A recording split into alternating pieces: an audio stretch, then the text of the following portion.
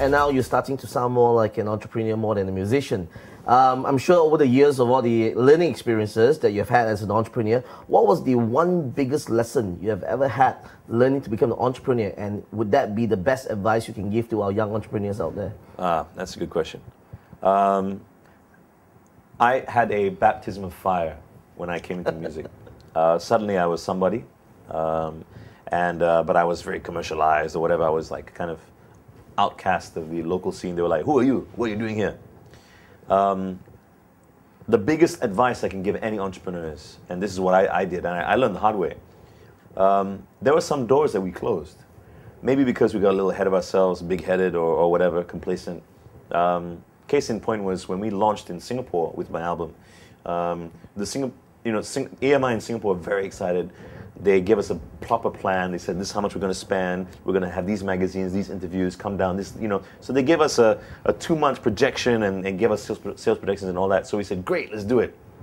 EMI Indonesia came to us, and they said, okay, we release you in typical Indonesian style. Sure. Okay.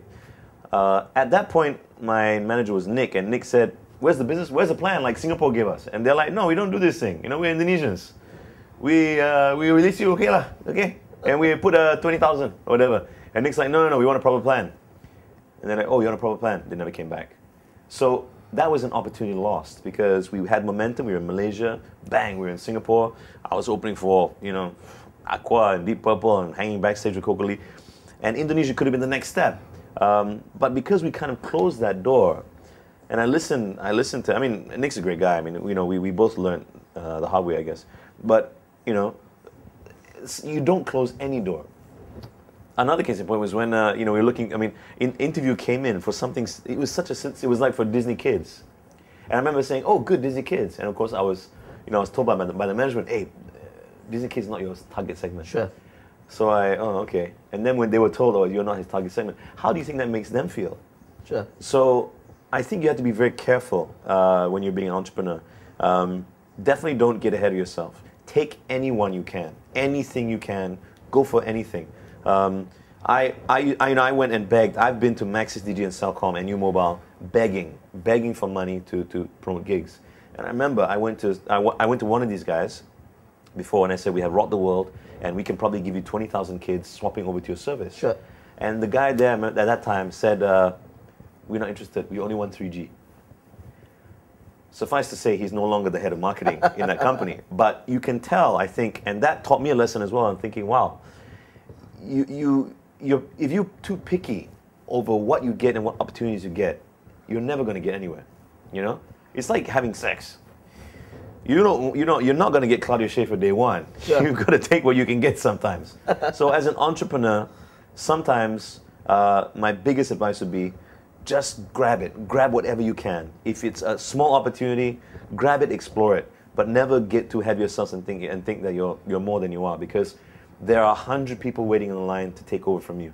So complacency and arrogance, I think, are something that are lessons I learned the hard way. Be humble. Be approachable. If you look at me now, my style doesn't come about because I read books. I give my card to everyone. I give my card to dealers. I tell the dealers, call me anytime, night or day, and they do. They call me at 2 a.m. Oh, I got a problem with your portal. I was like, oh, sorry. So I'm approachable, and I believe that that's the new age. That's because I've also dealt with CEOs from other businesses, and they are sometimes up in the clouds. You cannot reach them. And I think if you're a CEO running a business, you need to be as approachable as possible. And Tony Fernandez follows that philosophy as well. He gives his email out to everyone. Email me, TonyFernandez@AirAsia.com. It's no secret. So a lot of people can reach him. So you must be approachable. You must be willing to take anything. Take those risks. Aim high. Of course, have your huge expectations, but don't wait for ExxonMobil, or not ExxonMobil, but don't wait for Petronas to come knocking at your door. Sure. If you're being an entrepreneur, and if someone smaller or someone insignificant comes, take that opportunity. Jason have just answered a lot of very interesting and also fantastic advice I would think would be very useful for young entrepreneurs out there. And I myself is also very proud of him as a Malaysian who is able to have gone through so much. Now moving on to our final segment, which is on a lighter note, to have some fun with our entrepreneurs over here. It's called your Entrepreneur Quickies. This is where I ask them a series of questions and they're only allowed to answer yes or no, one-word answers, or mind your own business. And here we go. Have you earned your first million?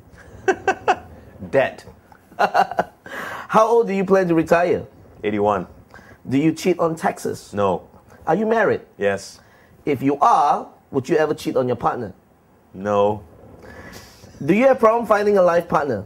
No. Do you take bribe? No. Do you bribe people? Maybe. Have you been in jail? No. Who is the one person you can't live without? My wife.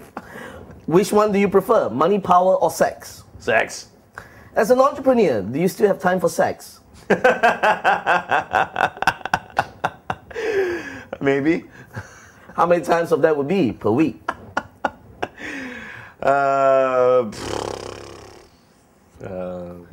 lot.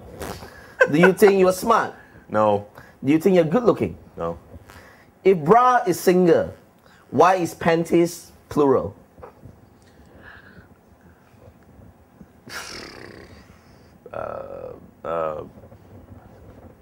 Good question. Shit. Yes.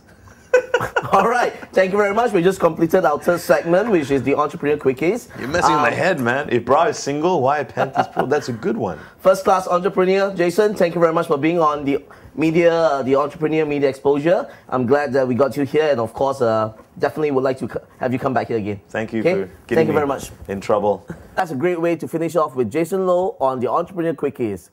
Great insight into a fun, loving guy just like Jason Lowe. If you'd like to find out more about Jason Lowe and the company that is helming right now, please check out www.tunetalk.com. Ladies and gentlemen, I'm Ernie Chen, serial entrepreneur, signing off.